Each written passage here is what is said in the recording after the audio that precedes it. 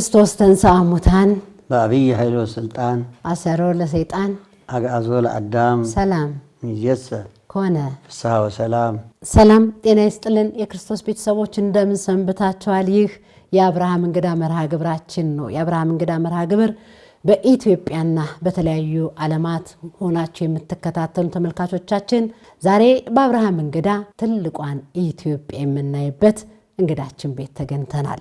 እንግዳችን ከ270 በላይ በሀገር ውስጥና ከሀገር ውጭ ለሚገኙ አብያተ ክርስቲያናት መንበረ ታቦትንና የቤተ ክርስቲያን በሮችን የሰሩ ባለ ወርቅ እጁ ባለሙያ እንደ ቅርጽ የምናያቸው እንግዳዬ ሊቀ ጠበብት አረጋዊ ካህሳይ ናቸው።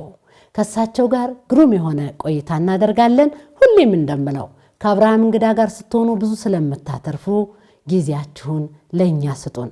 ለናንተ ጊዜ የሚመጥን ተሞክሮ ደግሞ ወደ እናንተ ማድረሳችን እንቀጥላለን። አብራችሁን ሆኖ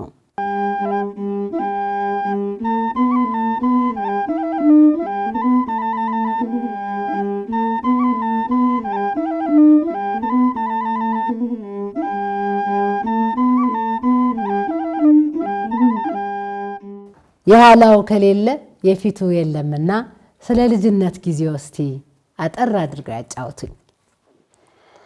እንግዲህ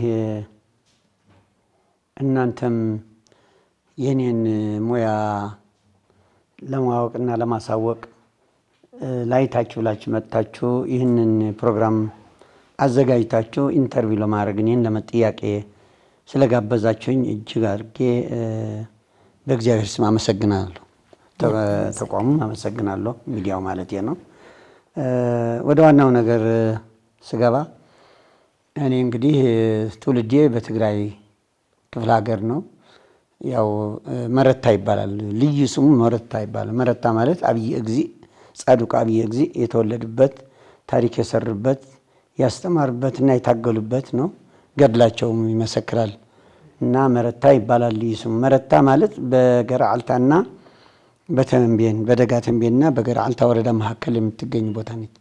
መረታ ገራልታ መረታ ተንቤን ብሎ ሁለቱና ቀናጅታ የምትጠራ ልዩ ቦታ ነች እና መረታ ይባላል ልዩ ጎጡ እና እዛ አካባቢ ነው የተወለድኩት።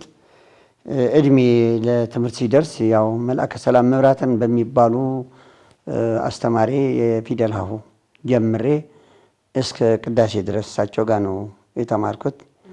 እዛ ቅዳሴውን እንዳጠናቀቅኩኝ ከብፁዕ አቡነ ዮሐንስ ቀዳማዊ ትግራይ የነበሩት ያለፉት ከሳቸው ማዕርገ ዲቁና ተቀብዬ በአገልግሎት ላይ ቆየሁና ወዲያ ወደ ሌላ ወደ ትምህርት አባ ሀደራ የሚባል ገዳም ሄድኩኝ። እዛም አባ ሀደራ ገዳም ገብቼ ከይንታ መዝገበ ሥላሴ የቅኔ ትምህርቴን ተምሬያለሁ። የቅዳሴ መዝገብ ደግሞ የአባተትና የሚባሉ ተምሬያለሁ እና እዚሁ እየተማርኩ እያለሁ ወደ አቋቋም እንደደረስኩኝ ወደ መቀሌ ከሳቴ ብርሃን ሰላም መንፈሳዊ ትምህርት ቤት ኮርስ ነበረና በአቡነ ናትናኤል ሊቀ ጳጳስ የነበሩበት ጊዜ እዛ መንፈሳዊ ትምህርት ቤት መንፈሳዊ ኮሌጅ ገብተን የተወሰነ ኮርስ ወሰድን። በእርግጥ በወቅቱ ብፁዕ አባታችን አቡነ ናትናኤል አሩሲ ነበር ያረፉት በቅርቡ። በጣም ደግ አባት ነበሩ እና ለኔ ትልቅ ክብር ይሰጡኝ ነበር፣ በጣም ይወዱኝ ነበረ። ሆኖም ግን በነበረው ሁኔታ አልተመቸኝም። ያው እሱን ትቼ ወደ መንግስት ስራ ነው የገባሁት። መንግስት ስራ ገብቼ እርዳታ ማስተባበሪያ እየሰራሁ እያለሁ በጥበቃ ስራ ነው የተቀጠርኩት። እዛ እርዳታ ማስተባበሪያ የሚባል መስሪያ ቤት ገባሁና እዛ ዘበኝነት ተቀጠርኩ። እሺ ዘበኛ ሆኜ እየተማርኩኝ ያው 9ኛ ክፍል ደርሻለሁ። ቅርጻ ቅርጽ ይሄ የተፈጥሮ ስጦታ ስለሆነ እዛ በር ላይ እሰራለሁ፣ ዝም ብዬ እሰራለሁ፣ አመርታለሁ፣ ደስ ያለኝ ነገር ቀርጻለሁ። አንድ ባለስልጣን መጣና ስራዎችን አያቸው። ምን እየሰራህ ነው? ጥበቃ ሰራተኛ ነኝ። ታዲያ ማን ነው የሰራቸው እነዚህ ስራዎች? እኔ ነኝ የሰራቸው። እንዴ ታዲያ ይህንን የመሰለ ሙያ ይዘህ እንዴት እዚህ ቁጭ ብለህ ትውላለህ? እንዲያውም አንተ እኮ አዲስ አበባ ብትሄድ ቱሪዝም ይቀጥርሃል አለ። ወዲያው በ1977 ዓመተ ምህረት ድርቅ ስለነበረ የእርዳታ አውሮፕላን እህል የሚያመላልስ መኪና በዛ እንዲሄድ አለቃይን ጠየቅኩት፣ ተፈቀደልኝ። አዲስ አበባ መጣሁ። አዲስ አበባ መጥቼ ስራዎችን ባረፍኩበት ቦታ ያዩታል ሰዎች። ያረፍኩበት ቤት ጨርቆስ አካባቢ ነበረ። ቤተሰብ ጋር ያዩታል። እንደዚህ ትሰራለህ እንዴ አሉኝ። አዎ። አንተ ትሰራለህ እንዴ? እነዚህ ማን የሰራቸው ይሉኛል። እኔ አረ ቱሪዝም የሚሰራ ሰው አቶ ክንፈ የሚባል ክንፈ ዮሐንስ ይባላል ጠሩትና፣ ያው እኮ እንደናንተ ይሰራል፣ ቱሪዝም ነው የሚሰራው እሱ። አይማ እሱ አይደለም እንደዚህ አይሰራም። ይሄ እንዴት አድርጎ ነው እኛ ማን ሰራው ማለት? አይ እኔ የሰራው ስለው አላመነኝም። ሄዶ ከቱሪዝም የሆነ ዲ10 የሚባል ዲዛይን ይዘልኝ፣ ዲ1 ዲ2 ዲ5 የሚል አላቸው ዲዛይን ናቸው። ዲ10 የምትባል ዲዛይን ይዞ መጣና ማታ ስሰራ ታደርኩ። ከዛ ጠዋት ሲያየት ገረመው እና ይዞኝ ሄደ ወደ ቱሪዝም ቱሪስት ንግድ ስራ ድርጅት። እሺ ቱሪስት ንግድ ስራ ድርጅት ያን ጊዜ በደርግ ታስረው ቆይተው ትልቁ የቱሪዝም አባት አቶ ሀብተ ስላሴ ታፈሰ ያኔ ተመልሰው ስራውን ጀምረው ነበር እዛ ዱቲ ፍሪና። እዛ ሲያዩት በጣም ደስ አላቸው። በቃ ቶሎ ይቀጠራሉ። ያኔ ስራ አጥ ካርድ ከሌለ አትቀጠርም። በእርግጠኝነት ስራ አጥ ካርድ የሚባል አለ፣ ቅደም ተከተል ነው። ስራ አጥ ካርድ ካሳየ በኋላ ነው የምትቀጠረውና ስራ አጥ ካርድ የለኝም እንዴት ይቀጠራል ብዬ ሰግቼ ነበረ። ግን እሳቸው ሲያዩ ስራውን ሲያዩ በቃ ወዲያው ሜዲካል ማዕከላዊ እዚህ የሚባል ላኩኝ። ሜዲካል ጨረስኩኝ። ያው እንግዲህ እዛ 70 ብር ነበረ ደሞዜ፣ እዚህ 227 ተቀጠርኩኝ። እዛ ያው በቅርጻ ቅርጽ ስራ ነው የተቀጠርኩት።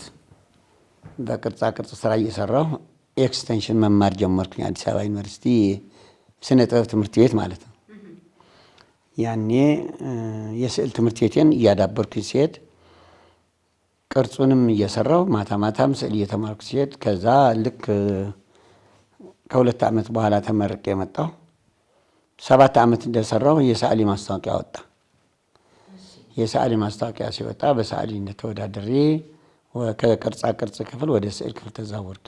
7 ዓመት ካገለገልኩ በኋላ ነው። ከዚያ ስዕል ክፍል ደግሞ 13 ዓመት አገለገልኩ በሰዓሊነት ማለት ነው። እዛ ያው ስራው በትርፍ ሰዓቴ ግን ስራዬን አልተውኩም፣ እሰራለሁ።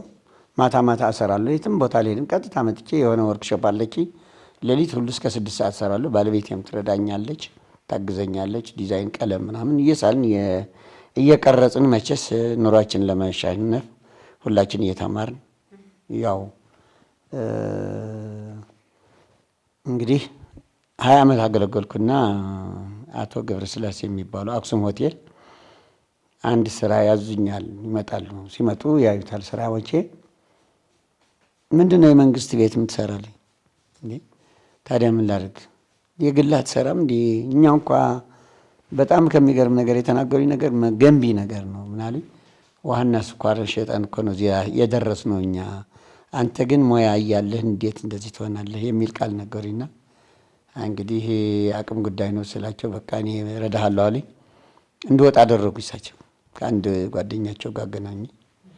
የመንግስት ስራ ያው ራሴ ነው 20 ዓመት ካገለገልኩ በኋላ ጡረታዬን አስከብሬ የመንግስት ስራ ለቀቅኩኝ።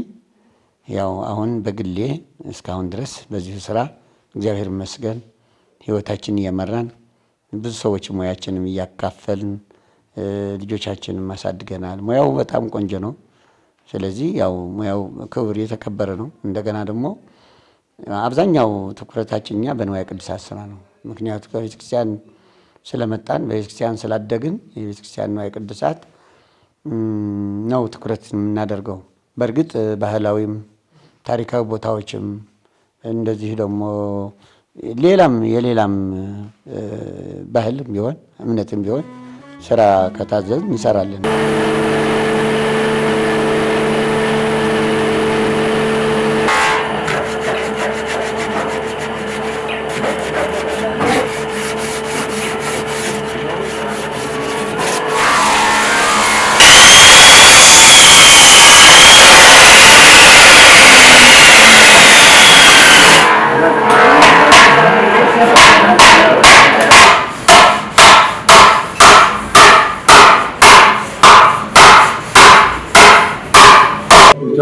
ማለት በገጣ ከተርሶ የመጣውን ነገር ማሽን ቆርጠን በገጣ ይሄኛው እሳቸው አዘጋጅተው ይሰጡኝና ወደ ወረቀት ወደ ጣውላው አሰፍርና የሚደምቀውን አድምቄ ተመልሶ እሳቸው እርማት የሚያደርጉት ኤዲሲያ የሚደረግ ነገር አድርገው ለቀራጮች ይሰጣል።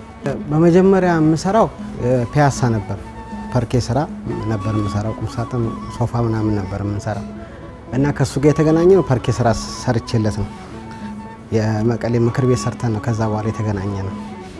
ከዛ በኋላ ወደዚህ ስራ የገባሁት እና ስራውን ውስጥ ስላለ አሁን እያንዳንዱን እንቅስቃሴ በሙሉ አውቀዋለሁ።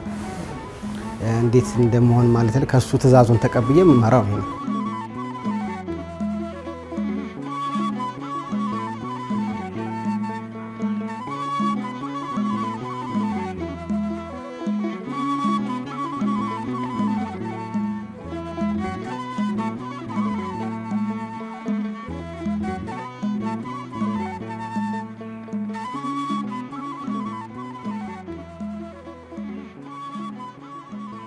የዛሬ 8 ዓመት አካባቢ ነው ይሄን ህንጻ ቤተክርስቲያን ስንሰራ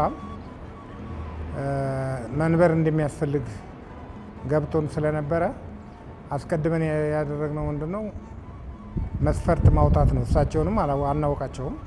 መስፈርት አወጣንና ያንን መስፈርት ያወጣነውን በጋዜጣ በአዲስ ዘመን ጋዜጣ አወጣን። እሳቸው ይከታተሉ ኖሮ ሰነዱን ለመግዛት ወደዚህ መጡ። ስለዚህ በነበረው ኮሚቴ አማካይነት ይህንን ልንሰራ እንችላለን ያሉትን ሁሉ እየዞርን በማየት የእሳቸው ከሌሎቹ ጋር በሚታይበት ጊዜ ልዩ የሆነ አሰራር ነው። ለረጅም ጊዜ በብዙ አብያተ ክርስቲያናትና ገዳማት ከኢትዮጵያ ውጭም ጭምር እንደነዚህ አይነቱን መንበሮችን፣ በሮችን፣ ዙፋኖችን እና መሰል የሆኑ የቤተ ክርስቲያን መገልገያ የእንጨት እቃዎችን በተለይም ሀገር በቀል እቃዎችን እንደሚሰሩ በማረጋገጥ መጀመሪያ ያደረግነው ቴክኒኩን ማወዳደር ነበር። እሳቸው ላይ ይደርስ የሚችል አንድም አላገኘንም። ከዛ እንግዲህ እንደ እግዚአብሔር ፈቃድ በተሰጣቸው ንድፍ መሰረት ራሳቸውም እየጨመሩ ሰፊ የሆነ ስራ ሰርተዋል። እንደው የስዕሉ ዓለም ላይ ሳንወጣ ከሜትር አርቲስት አፈወርቅ ተክሌ ጋርም አብረው የመሳል አጋጣሚ ነበረውት? አይ እሱ ሳይሆን የነበረን በእርግጥ ነፍሱ ይማረውና እውቁ ሜትር ሎሬት አርቲስት አፈወርቅ ተክሌ እዛ ቱሪስት ይመጣ ነበር። ስካርፖች አሉ፣ ክራባቶች አሉ የእሳቸው የሚሸጡ በቱሪስት የሚሸጡ በቱሪዝም በዲት ፍሪ እና ያን ጊዜ እኔ አርቲስት አባይነህና ነፍሱ ይማረው ጌታቸው የሚባሉ እኔ ሶስተኛ ሆነን ያው ስካርፕ ሰራንና ክራባትም ታተመ። ከዛ መሸጥ ተጀመረ። እኛም ከሜትር አርቲስት አፈወርቅ ከመሸጡ ስካርፖች ጋር እና ያን ጊዜ ደስ አለው። እኛ ይሄ ነገር ይሄ ፈለግ መከተላችሁ በጣም አመሰግናለሁ ጎበዞች ብለው ሞራል ሰጡና አንድ ጊዜ ከዛ መጥተው ቱሪስት ድርጅት ያስታውሳል ከክፍለ ወዳጅ የሚባሉ ጓደኛ ሆኖ አብረው መጥተው ያኔ ባየ ጊዜ አመስግነውናል። ከዛ ደግሞ በሌላ ጊዜ እንትን ወንበር ሁለት ወንበር አሉ እዚህ ሙዚየም ጦር ኃይሎች ሙዚየም ላይ አሉ እና እነሱ ደግሞ እኔን የሰራኋቸው የሜትር አፈወርቅ ተክሌ ሙዚየም ላይ አሉ ወንበር ናቸው። እኔ ደግሞ ሲያዙኝ እሳቸው እንዲህ ፈርቼ ነበረ። ምክንያቱም እውቅ አርቲስት ናቸው፣ ኢንተርናሽናል ሰው ናቸው። ምን አይነት ያዙኛል ብዬ ነበረና በኋላ መጡና ይሄ ፊርማቸው ፈረሙና ይሄንን ወንበር ላይ ቀርጸዋል እና ወንበር ላይ ተቀርጾ እሳቸው ወንበርን ቀርጬ የእሳቸው ፊርማ ማለት ነው። ወንበሩ ድጋፍ ላይ ተቀርጾ እሳቸው ጋር እኔ የሰራሁት ነው እሱም እና ይህንን በዚህ ጉዳይ ነበር የምንገናኘው። ያቺ አርማቸው በመኪናቸውም ላይ ነበረች። እንደገና በወንበር ላይ ደግሞ ሰራናት እና በዚህ በስራ ግንኙነት ስንገናኝ ግን ቆንጆ ነው ስራ ቆንጆ ነው ትሰራለህ፣ በእንጨት ላይ ትቀርጻለህ፣ ትስላለህ። እኛ እኮ በካንቫስ ነው የምንስለው ግን ኢትዮጵያውያን ያደንቁልሃል እንጂ ክፍያ ስታገኝበታለህ ወይ ብሎ እንደ ቀልድ ነገር አጫውተው ነበረ እና በዚህ ሁኔታ ነበረ። ሌሎች ጓደኞቻችንም ብዙ አርቲስቶች ነበሩ እዛ ቱሪስት ድርጅት 13 ሳሊዎች ነበር ሁላችንም። አንድ ቀን ደግሞ አስታውሳለሁ እዛ ሂልተን ሆቴል ስዕል ኤግዚቢሽን ከፈትንና ግሩፕ ኤግዚቢሽን ነበረ። ከዛ በጣም የታወቁ ሰዓሊዎች ነበሩ የኛ መስሪያ ቤት ብዙአየሁ ታደሰ ማነው ቻይና ገብሬ የሚባሉ ጎበዝ ሰዓሊዎች ናቸውና በጣም የታወቁ ሰዓሊዎች ናቸው። አሁን የነሱ ስዕል ማስተር ተብሎ ነው በፊት የተቀመጠው በጣም ቆንጆ ስለሆነ የኛ ደግሞ እንደ አቅማችን ወደ ውስጥ ተቀመጠና ኤግዚቢሽን ተከፈተ። ሜትር አርቲስት አፈወርቅ ተክሌ መጡና እሳቸው ነበረ የክብር እንግዳ የከፈቱት። ሁሉን ታጋለው ዋጋለው እንደገና ደግሞ ያው ሪያሊስቲክ ነው አብስትራክት የሚባል የለም። ቱሪዝም ባህል እንጂ አብስትራክት አይሰራም። የኢትዮጵያ ባህል ነው የሚያስተዋውቀውና ደስ አላቸው። ሜትር አርቲስት አፈወርቅ ተክሌ እንግዳ ሆነው ሲከፍቱ ሂልተን ሆቴል 7ኛ ኤግዚቢሽን ይመስለኛል 7ኛ ጊዜ ነው ያሳየነው ግሩፕና በጣም ወደዱትና ሁሉም ሪያሊስቲክ ነው በጣም ደስ ይለናል። ፈረንጆች የሚበሉት በሹካ የሚለብሱት የፋብሪካ ነው። ኢትዮጵያውያን ግን የራሳችን ገና ያልታወቀ አለ። እንደ ፈረንጆች በሹካ አንበላም፣ የፋብሪካም አንለብስም። እናቶች በፈተሉት ፈትል፣ ባለሙያዎች ባነቡት ስራ ሸማኔ በዛ ወዘተ የመሳሰሉ ስራዎች በቆዳም በምን ባህል አለን እና ባህሎቻችን አላለቁም ገና ናቸው። ስለዚህ ይሄ የሪያሊስቲክ ስራቸው ቀጥሉበት ብለው ጥሩ ሞራል ጥሩ ትምህርት ሰጡን እና አጋጣሚ ሆነ ይሄን ትንሽ ስዕል ነበረች። ያቺ ስዕል አንስተው ጥሩ አመሰገኑ። ቆንጆ ስዕል ናት፣ ሁሉም ቆንጆ ነው፣ ግን ይቺ ስዕል ደግሞ በጣም ወድጃታለሁ አሉ። ያን ጊዜ ባለቤት የነበረችና ምን አይተው ነው ይሄ ቆንጆ ስዕል እያለስ እንዴት ይሄ ስዕል አደነቁልህ አለች። ማታዚ እንዴ እሳቸው ያዩት እንጂ እኛ ያየነው እኮ አይደለም፣ አይናቸው ባየው ነው የሚመሰክሩ አልኳት። እና እንደዚህ አይነት ጥሩ እድል ጥሩ ስም ጥሩ ደስታ ነበር ያኔና አንዳንድ ቀን በምትሰራው ስራ ሰው እንኳን እውቅ ሰው አይደለም ማንም ሰው ሲያመሰግን ደስ ይላል። እናቶች እንኳን እንጀራ ጋግሮ አፍልተው ጎሽ ቆንጆ ጠላ ቆንጆ ዳቦ ቆንጆ እንጀራ ሲባል ምን አይነት ደስታ ነው የሚሰማቸው። ስለዚህ ሰራት ባለሙያም እንደዚህ ነው። ሙያው ሲደነቅለት ሰው ሲያመሰግንለት አስተያየት ሲሰጠው ደስ ይላል። እና ያኔ እሳቸው እንደዚህ አይነት አስተያየት በሰጡ ጊዜ እጅግ በጣም ደስ ብሎኛል። በቅርጻ ቅርጽ ስራ ከጀመርን ደግሞ እንግዲህ ብዙ አብያተ ክርስቲያናት መስራት ደስ ይላል። ስትሳለም ስትሄድ ስታያቸው እዛ ስምህ ተጽፎ ስታይ ደስ ይላል። አንተ ነህ የሰራኸው ወይ ብሎ ሰው ሲያደንቅልህ ደስ ይላልና እግዚአብሔር ይመስገን ወደ 270 አብያተ ክርስቲያናት በውጭም በውስጥም ተሰርተዋል። ያው እንግዲህ ባለሙያ ጊዜ ያለው በተለይ የጥበብ ሰዎች ብዙም ተደፍተው ጥበባቸው ላይ ስለሚያሳልፉት ጊዜያቸው ብዙ እውቅና አያገኙም።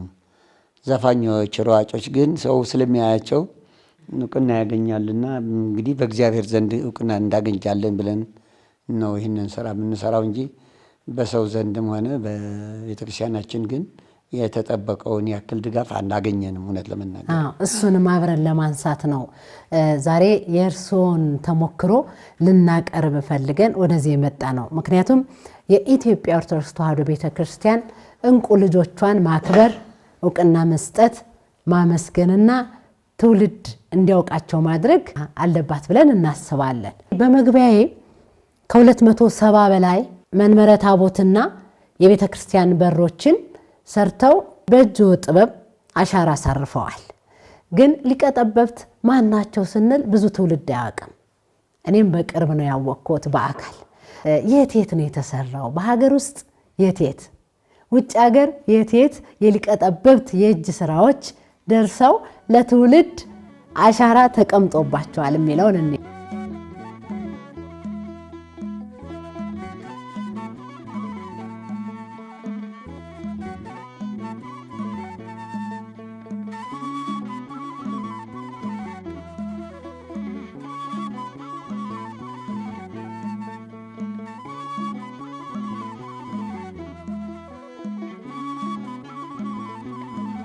ከጠበብት አርጋይ ካሳይ ጋር የተገናኘ ነው። በዚህ ሙያ ነው ለመቼነት ስራ ነው። እሳቸው በቅርጹ ነው የሚሰሩት፣ እኔ በመገጣጠም ነው። አሁን ብዙ ሰዎች ብዙ ልጆች አሉ፣ ወጣቶች አሉ፣ ማሽኒስት አለ፣ ዲዛይነሮች አሉ። አሁን ነው የሚሰራው ሊቀ ጠበብት የማውቃቸው ከዛሬ 40 ዓመት በፊት ነው። የሸራ ስዕል ሲስሉ ነው የማውቃቸው። የመላእክት ስዕል የማርያም የገብርኤል ምናምን ሲስል ነው የማውቀው የዛን ጊዜ። እዚህ እንደገና አዲስ አበባ ስመጣ ነው ተመልሶ ወደ ቅርጻ ቅርጽ ገብቶ ያገኘሁት። እዚህ ከመጣሁ ገና 10 ዓመት ነው እሳቸው ጋር እና ፊት ነው መምህር ነው የነበርኩት። ፊት ነው እንድተዋወቀው የዛን ጊዜ ሸራ ስዕል እያለ ነው የማውቀው። አሁን ነው እዚህ እሳቸው የመጀመሪያ ሳይሆን አይቆርም ይሄን መንበር መስራት። ይሄ ነገር የመጀመሪያው ሰው ናቸው ብዬ ነው የማስበው። ሰዎች ከዚህ ከእሳቸው ተምሮ ሄድ ሰዎች ናቸው አሁን የሚሰሩት ያሉ ሰዎች። ከጠበብት አረጋዊ ካሳይ ጋር የተገናኘ ነው። በዚህ ሙያ ነው መቼለት ስራ ነው። እሳቸው በቅርጹ ነው የሚሰሩት፣ እኔ በመገጣጠም ነው። አሁን ብዙ ሰዎች ብዙ ልጆች አሉ፣ ወጣቶች አሉ፣ ማሽኒስት አለ፣ ዲዛይነሮች አሉ። አሁን እየሰራ ነው።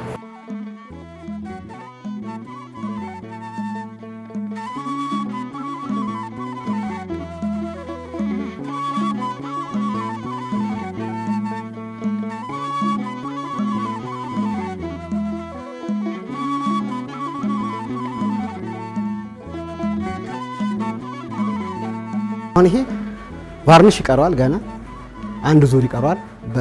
ያው ሊወጣ ሲል አቧራ እንዳይነካው ነው የተደረገው። ይሄኛው ካነት ሰማዩ ያው እዛ ቦታ በሩ ላይ ያስገባ ስለሚችል የሚፈታታ ናቸው። አራቱም ሳይድ ይፈታታሉ። ከዛ በኋላ ይገጣጠማሉ። ከዛ ፓርቱ ይሄ ጽላት የሚያስቀምጥበት ፓርት ነው። ይሄ እንደሚሰካው ነው። ከዛ ቀጥሎ ደግሞ ይሄኛው ፓርት ነው የሚኖረው። ይሄኛው እዚህ ውስጥ የሚገባ ነው። ይሄ ቀስተ ደመና ነው። ከዛ መስኮት ነው የሚሆነው። እሱም ይነቀላል። ቤተክርስቲያኑ በሩ ላይ ያስገባ ስለሚችል ተነቃቅሎ ነው የሚነዳው። ያ መስኮቱ ነው። ያ ዶሙ ነው። የመጨረሻው ማሳረጊያው ዶሙ ነው። እነሱ እዛ ጋር እናያለን። እንዴ እዛ ጋር ያየነው ነገር ይሄ አሁን ለብቻው እዚህ ጋር የሚሰካናት እቺ ለብቻው የምትወጣ ናት። እዛ ጋር ያሳየናችሁ ይሄ ቀስተ ደመናው ነው። ይሄ መስኮቱ ነው። ይሄም ለብቻው የሚነቀል ነው፣ የሚሰካ ነው። እቺ መጨረሻ ዶሙ ለብቻው ወጣ አብራ የምትገባ ናት። እቺ ያንዳንዶቹ ተነቃቅሎ ነው የሚሄዱት። እዚህ ቼክ ካረግን በኋላ እዛው መቅደስ ላይ ነው የሚገጣጠሙት። እዚህ መጨረሻ ቼክ ማድረጊያ ስህተት እንዳይኖር እዚቹ ሰርተን አርመን የምንወጣው። እዛ ከሄድን በኋላ የሚቀጠቀጥ ምን የሚባል ነገር የለም። ሰካክቶ መጨረስ ብቻ። ያው በዋንዛ ነው እያንዳንዱን ነገር ማየት ይቻላል። ውስጡንም ስቶክም ማየት እንችላለን። ሌላ ባዕድ እንጨት አንጠቀም። ያው ህጉም ስለማይፈቅድልን የቤተክርስቲያኑ ህጉም ስለማይፈቅድልን በዋንዛ ብቻ ነው የምንጠቀመው። ቀረሮ እንኳን በመስቀል መልክ ነው የሚገባው። የጳጳስ ወንበሮቹን እንሰራለን የተለያዩ እንደየፍላጎታቸው። እነሱ በእኛው ታዛዥ ስለሆነ እነሱ በማያመጡት ስኬለተ መሰረት እኛ እንሰራለን። እዛ ጋር የሚታየው አለ፣ በትንሹም በትልቁም አለ፣ ይወጡም አሉ። ከነዚህ ማነሳ ነስ ያሉ ሳይዞች አሉ።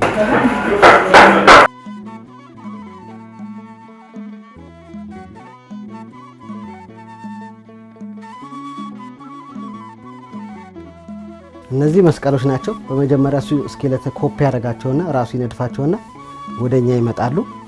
እኛ ወደ ቀራጭ እናስተላልፋለን።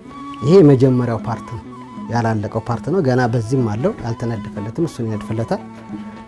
ከዛ ሲያልቅ ወደዚህኛው ነው የሚመጣው። እንደዚህ ተቀርጾ ይሆናል። እዚህ ጋር የእመቤታችን አለ፣ እዚህ በዚህ በኩል ደግሞ የጌታችን ምስል አለ። እንደዚህ ይሆናል። ከዛ ወደዚህኛው ስንሄድ ደግሞ ይሄኛው ከነ ማህደሩ ነው አልቆ ፊኒሽንግ መጥቶ ከነ ማህደሩ ነው የሚሸጠው። እኛ ባዶና እናረግም። ለምን ያው ቅዳሴ ሲጨርሱ በክብር ወደ ቦታው አድርጎት የምትከደናት ቃሉ ትወጣለች። በክብር እንድትቀመጥ ነው እናረጋት። በዚህም የቤታችን ናት፣ በዚህ ጌታችን። እኛ ጋር መስቀል ሲሸጥ ያለ ማህደር አይሸጥም። ይሄኛው ደግሞ አፍሮ አይገባ ነው።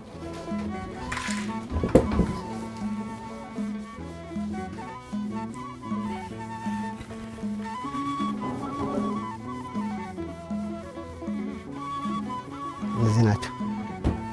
እነዛ የምታያቸው በሙሉ የተደረደሩት ያው ከነ ማህደሩ መስቀል ናቸው። በሙሉ ነው ያሉት። የተለያየ አይነት መስቀል ነው ያሉት። እዛ ጋር ደግሞ የጌታችን አለ። እንደምታዩት ከውጭ መስቀል ነው፣ ውስጡ ግን ሲከፈት የጌታችን ያለው።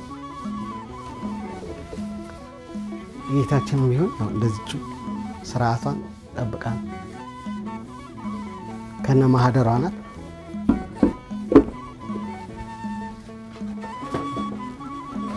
እንግዲህ እኛ ትውልድን እንዲሻገር አድርገን የምንሰራው በጽዳትና በትውፊቱን በጠበቀ መልክ ነው የምንሰራው። ያው ከዚህ ደግሞ ትውልድን እናሻግራለን ብለን እናስባለን። እኛ ከሱ እንደተቀበልነው እኛ ደግሞ ለሚቀጥለው ትውልድ እናሻግራለን።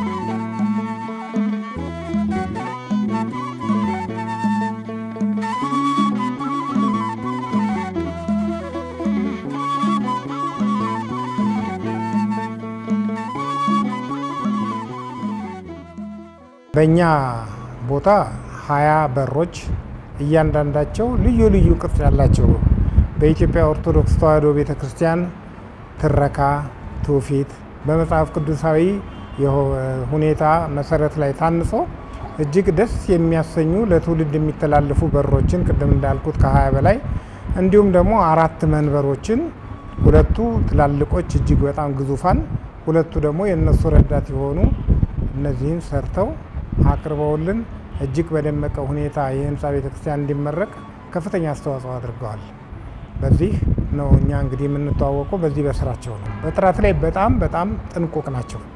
ጊዜ ላይ ሊሆን ይችላል ያ ጊዜን የሚወስድባቸው፣ ይህም ጥራቱን ከመጠበቅ አኳያ ይመስለኛልና እና በዚህ መሰል የሌላቸው ሰው ናቸው። መዝገብ አለን፣ ማየት ይቻላል፣ መናገርም እያነበብን በጣም ራሱ ዶክመንት አያያዙም የተለየ ነው። በጣም ተመስገን መቼም። እና እንግዲህ ብዙ ፋይሎች አሉን። ለምሳሌ አሁን ከዚህ ብንጀምር በአዲስ አበባ ብናያቸው አሁን ቅዱስ ጨርቆስ በበሩም መንበሩም የኔ ነው። የድሮ ነው፣ የአፄ ምኒልክ ነው። ቤተክርስቲያኑ ጥንታዊና ታሪካዊ ነው። ቅዱስ ቂርቆስ አዲስ አበባ ከሱ ብንጀምር እዛ አካባቢ ስለነበርኩ በአዲስ አበባ ብቻ ነው የምነግረው። እሺ ለምሳሌ ቅዱስ ጨርቆስ 4 በርና 1 መንበረ ታቦት ተሰርቷል። ብስራተ ገብርኤል የመጀመሪያ ነው። እንዲያውም የመጀመሪያ በአቡነ መቃርዮስ ጊዜ የተሰራ ነው። እሱንም እንደዚሁ 1 መንበረ ታቦት አለ፣ እስካሁን እየተገለገሉበት ነው። አስኮ ገብርኤል አለ፣ የኔ ነው። የመጀመሪያ ትልቁ መንበር የኔ ነው። የካ ሚካኤልም እኔ ቀይሬዋለሁ። መካኒሳ አቡነ ገብረ መንፈስ ቅዱስ 3 መንበረ ታቦቶች፣ 4 የመቅደስ መግቢያ በሮች፣ 75 የምእመናን መቀመጫዎች ተሰርተዋል። ወንበሮቹ መካኒሳ ሚካኤልም እንደዚሁ 2 መንበረ ታቦት፣ 25 የምእመናን መቀመጫ ወንበር ተሰርተዋል። ጎላ ሚካኤል 1 መንበረ ታቦት የኔ ነው። ቅዱስ ገብርኤል ማለት ጴጥሮስ ጳውሎስ ግቢ ውስጥ ያለው ጀነራል ወንጌት ማለት ነው። እሱንም 3 መንበረ ታቦትና 3 የመቅደስ መግቢያ በሮች ተሰርተዋል። ግን ማለት መገናኛ ያለው እግዚአብሔር አብ 1 በር ተሰርቶለታል። ቀጨኔ መድኃኔዓለም ግቢ ያለው ገብርኤል በሮቹ 3 በሮች የኔ ናቸው። 6 ኪሎ ያለው ማርቆስ የኔ ነው። መንበሩ በፊት የተሰራ የመጀመሪያ ነው። ራስ ካሳ ግቢ የተሰራው ቅዱስ ሚካኤል 3 መንበረ ታቦቶችና 4 የመቅደስ መግቢያ በሮች፣ 3 የጳጳሳትና የሊቀ ጳጳስና የጳጳሳት መቀመጫ ወንበር ማለት 3 መንበረ ታቦት። ዓለም ባንክ ቅዱስ ገብርኤል ቤተክርስቲያን 3 መንበረ ታቦትና 3 የመቅደስ በሮች። ዳግማዊ ደብረ ብርሃን ኮተቤ ቅዱስ ሥላሴ እዚህ አለ፣ 4 የውጭ በሮችና 1 መንበረ ታቦት። ቀበና መድኃኔዓለም ቤተክርስቲያን 8 የውስጥ እና የውጭ በሮች። ሙሉ የቤተክርስቲያኑ ኮርኒስ የኔ ነው። ቀበና መድኃኔዓለም ጋያችሁት። አውቶቡስ ተራ ያለው አዲስ ሚካኤል ሲታደስ 3 መንበሮች ቀይሬያቸዋለሁ፣ የኔ ናቸው። ብቻ ብዙ ናቸው። ቶታል ወንዝ አካባቢ ላለችው ዳግማዊ ጻድቃኔ ማርያም 3 የመቅደስ መግቢያ በሮችና 1 መንበረ ታቦት። ቆሬ አፋፍ ወንዝ ላይ ለሚገኘው ለደብረ ራማ አቡነ ተክለ ሃይማኖት ማለት ነው 1 መንበረ ታቦት። ቶታል ሥላሴ አዲስ የተመረቀው ማለት ነው 3 መንበረ ታቦቶች ተሰርተዋልና 3 የጳጳሳት መቀመጫ። 4 ኪሎ መንበረ ጸዋት ቅዱስ ሥላሴ ግቢ ውስጥ በዓለ ወልድ ሲታደስ መንበሩ እኔ ነኝ የቀየርኩላቸው ያደስኩት። ሙሉ የቤተክርስቲያን ኮርኒስ ዙሪያውም ወፎች ምናምን ይገቡበት ነበር። እሱን ኮርኒሱ እኔ ነኝ የሰራሁት በዓለ ወልድ ራሱ። ማህደረ ስብሐት ቅድስት ልደታ ለማርያም መንበሯ ቀይሬያታለሁ። ለመድኃኔዓለም እዛ ያለው ግቢ ውስጥ ቀይሬዋለሁ፣ እኔ ነኝ የቀየርኩላቸው። ውጭ ሀገር ሆነው ያሰሩት ሰዎች። ጉራራ ፈንሳይ ልጋሴን የምትገኘው ኪዳነ ምሕረት የኔ ነች። አዲስ አበባ ውስጥ ናቸው እነዚህ። ኮርኒሱ ሁሉ ሙሉ የኔ ነው። አሸዋ ሜዳ መንገድ ላይ ለሚገኙ ሊሊፎሮ ለቪሊዶሮ የሚባል ተክለ ሃይማኖት እሱም አንድ መንበረ ታቦትና አንድ የመቅደስ መግቢያ በር። ላፍቶ ቅዱስ ሚካኤል ቤተክርስቲያን መንበሩ ቀይሬዋለሁ። ይሄ ነው። ሲኤምስ ቅዱስ ሚካኤል እንዳያቸዋቸው ነው። 20 መግቢያ በሮችና 4 መንበረ ታቦቶች ተሰርተዋል። መካኒሳ ቅዱስ ገብርኤል አካባቢ ለምትገኘው ለቅድስት አርሴማ ቤተክርስቲያን መካኒሳ አርሴማ አሁን በቅርብ እዛ ወንዝ ላይ የተመረቀችው በቅርብ ነው የተመረቀችው። አንድ ቤተክርስቲያን አንድ መኖር የኔ ነው። ሰርጢ ቅድስተ ቅዱሳን ማርያም ቃሊቲ ያለች እሷም የኔ ናት። ፉሪ ደብረ ቅዱስ ገብርኤል ወደ ፉሪ ደብረ ማዶ ነው። ፈረንሳይ ለጋሴን አካባቢ ለሚገኘው ለገነተ ኢየሱስ ጥንታዊ ቤተክርስቲያን ነው። እሱም ቀይሬዋለሁ። አቃቂ መንበረ ሕይወት መድኃኔ ዓለም አቃቂ መድኃኔ ዓለም ሲቀየር እሱም ጥንታዊ ነው። እኔ የቀየርኩት ካራ ተራራ ለሚገኘው መድኃኔ ዓለም ነው። እዚህ ካራ ማለት የካ ማለት ነው። የካ ተራራ መድኃኔ ዓለም አለች አይደል? ተራራ በዚህ ኪዳነ ምሕረት ኮተቤ አለ። ኮተቤ አለ ፍልስ ወጣ መድኃኔ ዓለም አለ። አዎ እሱም እኔ ነኝ የሰራሁላቸው። ደብረ አሚን ማለት መርካቶ ተክለ ሃይማኖት በቅርቡ ታድሶ የለም። አዎ እኔ የኔ መንበር ነው። እሱም በጣም ቆንጆ መንበር ነው የተሰራው። እኔ ነኝ የቀየርኩላቸው። አያት ቅዱስ ገብርኤል እና ኪዳነ ምሕረት አያት እዚህ አካባቢ ያለው እሱም የኔ ነው። ሳሪስ አቡነ ገብረ መንፈስ ቅዱስ ሙሉ ቤተክርስቲያን ኮርኒስ የኔ ነው። በአጠቃላይ እዚህ 36 አሉ እስካሁን። አሁን ደግሞ የተወሰኑ አሉ። አሁን ማነው ጎፋ ገብርኤል እየሰራሁት ነው። አሁን እየተያዘ ነው። ሌሎችም እንደዚህና ያልጻፍኳቸው ሊኖር ይችላል። ወደዚህ ወደ ረጲ ኪዳነ ምሕረት አለ። እዚህ ወደ ወለቴ መሄጃ ማለት ነው። እና እነዚህ ሁሉ አዲስ አበባ የተሰሩ ናቸው። ስለዚህ ወደ 37 38 ቤተክርስቲያን ተሰርተዋል። ሌላ ወደ መቀሌ አካባቢ ብንሄድ ትግራይ ደግሞ ብዙ ናቸው። መቀሌ ስላሴ ከተማ ውስጥ ነው ያለው። ሀገረ ሰላም የሚባል ደጋ ተንቤን አንድ መንበረ ታቦት። የስላሴ ግን 9 በርና አንድ መንበረ ታቦት ኮርኒስ ሙሉ ነው የተሰራው። የመቀሌ ትልቅ ቤተክርስቲያን ነው። ከሳቴ ብርሃን መንፈሳዊ ኮሌጅ ግቢ ውስጥ ያለው ቅዱስ ሚካኤል እሱንም አንድ መንበረ ታቦት የኔ ነው። መድኃኔ ዓለም ቤተክርስቲያን ጥንታዊ ያለ መቀሌ በጣም የታወቀ ጥንታዊ ነው። ገዳም ነው። እሱንም እኔ ነኝ የሰራሁት መንበሩ። መቀሌ ዳግማዊ ቁልቢ ገብርኤል የሚባል አለ ትልቅ። እሱም 5 መቅደስና የመቅደስ በርና 3 መንበረ ታቦቶች የኔ ናቸው። ብቻ ብዙ እንዴት ብለን እንግዲህ ከተፈቀደልኝ ሁሉ ማንበብ ይቻላልና በአጠቃላይ አዲ ሀውስ የሚባል ጌቴሴማኒ በአክሱም መልክ የተሰራች የኔ ናት። ደብረ ኃይል ቅድስት ማርያም ደብረ ኃይል የሚባል ገዳም አለ። ጥንታዊ ገዳም ነው። እሱም የኔ ነው። አክሱም ራሱ 2 ነው የሰራሁት። አንደኛ ጽላተ ሙሴ ማርያም አንደኛው አፄ ኃይለ ሥላሴ የሰሩት ትልቁ ቤተክርስቲያን ባለፈው ዘመን ታድሰዋል። ከ4 ዓመት ይሁን ከ5 ዓመት በፊት ታድሰዋል። ሲታደስ በር አልነበረውም። መንበሩ ልክ እንደ መንበረ ጸዋት ቅድስት ሥላሴ ነው፣ የጥንት ነው። በር ግን የለውም፣ በመጋረጃ ነበር።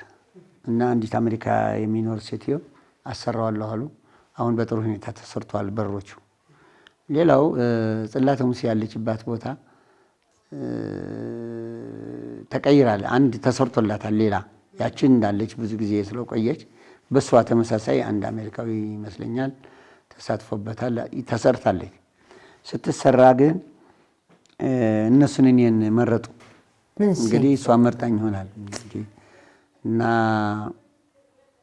ተደወለልኝ። በቃ ትኬት ተቆረጠልኝ። ሄድኩኝ። ያው እሷ የምትገባበት ነው እንግዲህ ለወደፊቱ እሷ ወደዛ ትገባለች ይባላል።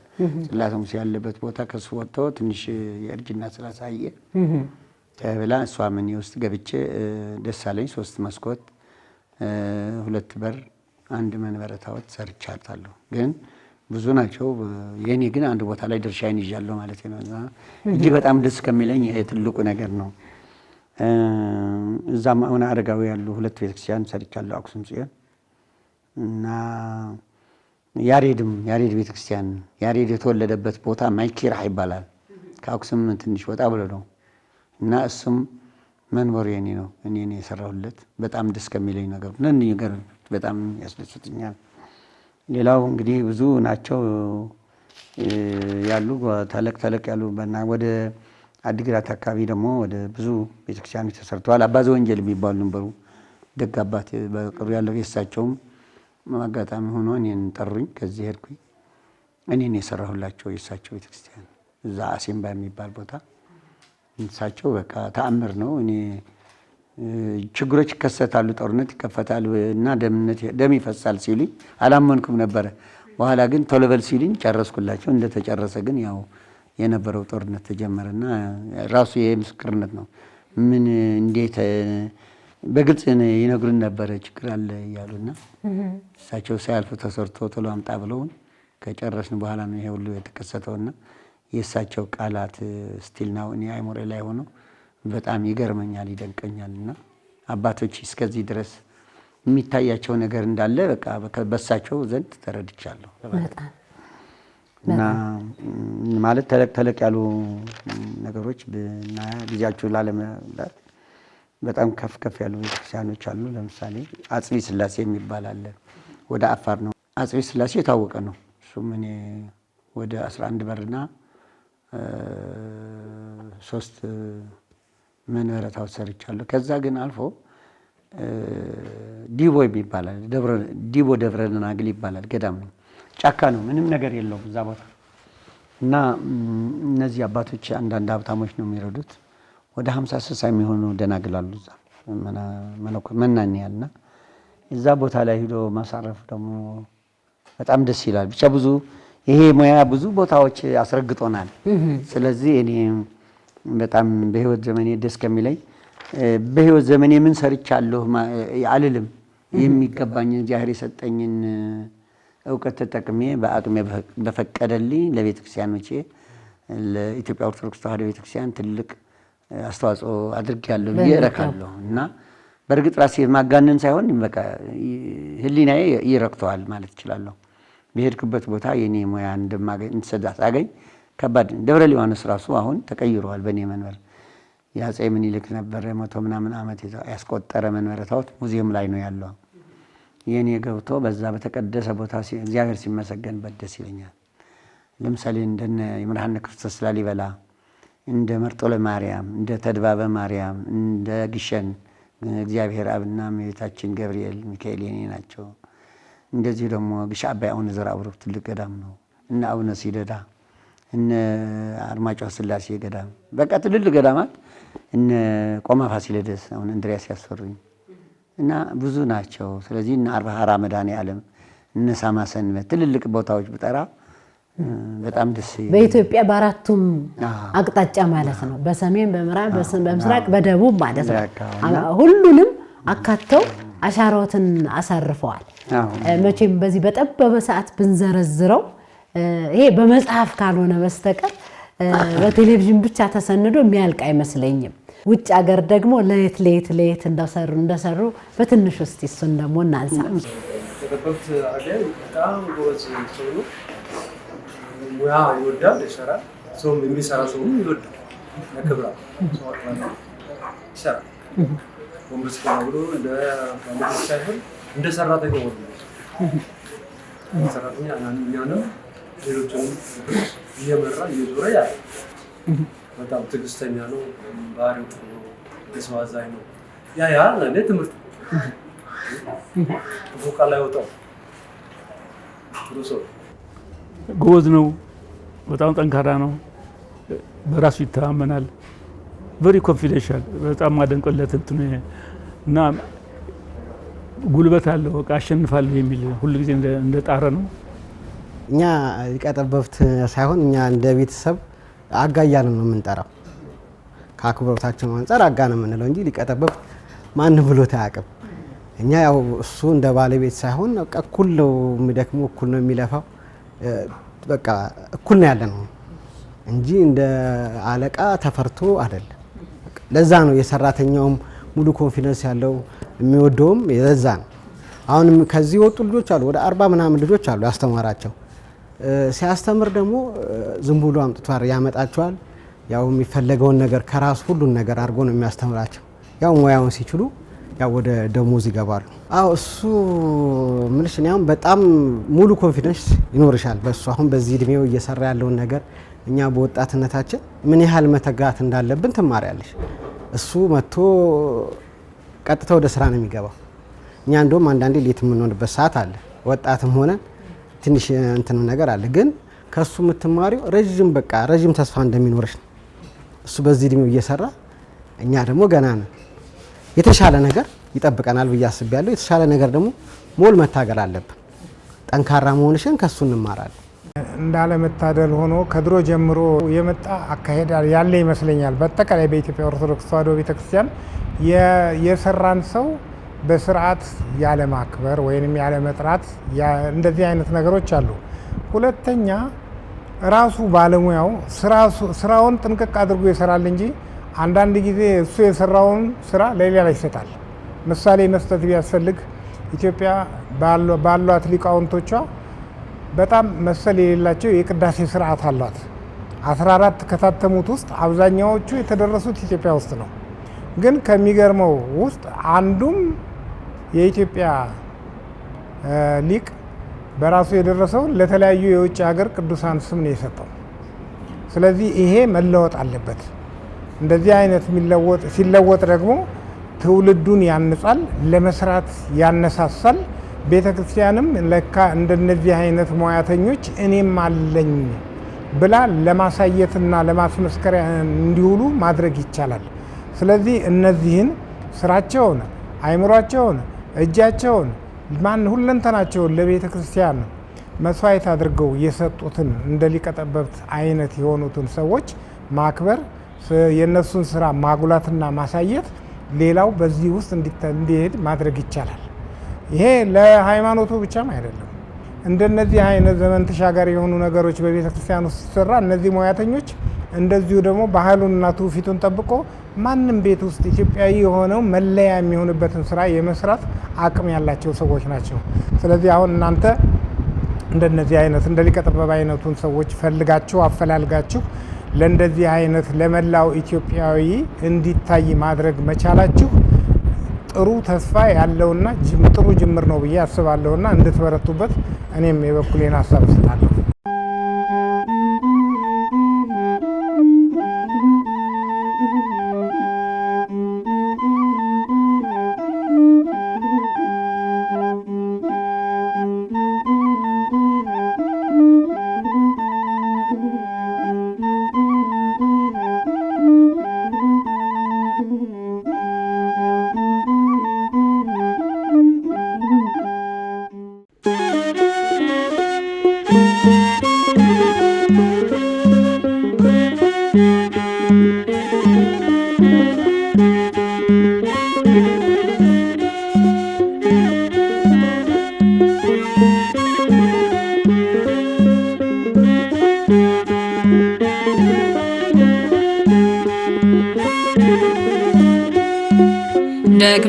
ደግመ ቀድሰን አሁንም ረክተናል ጠግበናል አንልም ደግመ ቀድሰን አሁንም ረክተናል ጠግበናል አንልም ጽዮን ስንደርስ ብቻ ነው እርካታችን፣ እስከዚያው ግን ጠብቀን አባታችን። ጽዮን ስንደርስ ብቻ ነው እርካታችን፣ እስከዚያው ግን ጠብቀን አባታችን። ደግመሽ አማልጅን ከልጅሽ 4 ዓመት በጠባው በጡትሽ ደግመሽ አማልጅን ከልጅሽ 4 ዓመት በጠባው በጡትሽ ጽዮን ስንደርስ ብቻ ነው እርካታችን፣ እስከዚያው ግን አማልጅን እናታችን። ጽዮን ስንደርስ ብቻ ነው እርካታችን፣ እስከዚያው ግን አማልጅን እናታችን።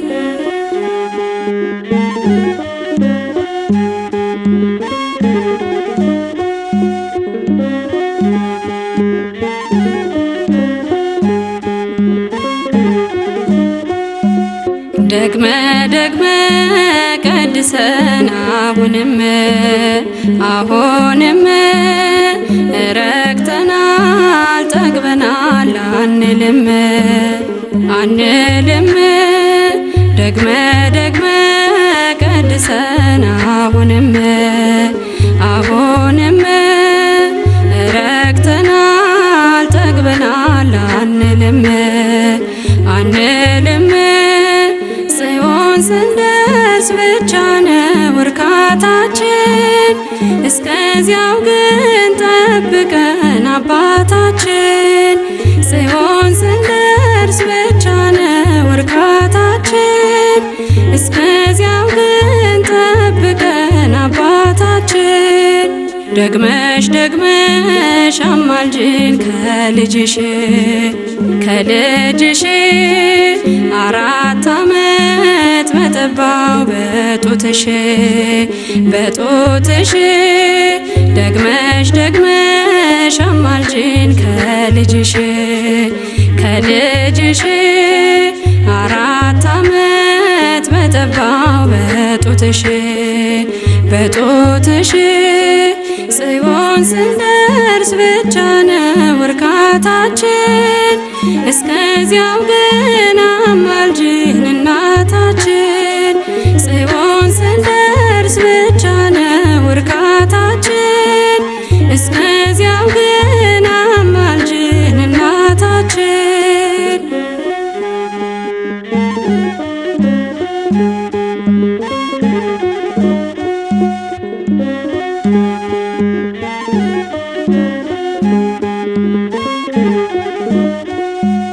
ደግመ ደግመ ቀድሰን አሁንም ረክተናል ጠግበናል አንልም ደግመ ደግመ ቀድሰን አሁንም ረክተናል ጠግበናል አንልም ጽዮን ስንደርስ ብቻ ነው እርካታችን እስከዚያው ግን ጠብቀን አባታችን ጽዮን ስንደርስ ብቻ ነው እርካታችን እስከዚያው ግን ጠብቀን አባታችን ደግመሽ ደግመሽ አማልጅን ከልጅሽ 4 ዓመት በጠባው በጡትሽ ደግመሽ ደግመሽ አማልጅን ከልጅሽ 4 ዓመት በጠባው በጡትሽ ጽዮን ስንደርስ ብቻ ነው እርካታችን እስከዚያው ግን አማልጅን እናታችን ጽዮን ስንደርስ ብቻ ነው እርካታችን እስከ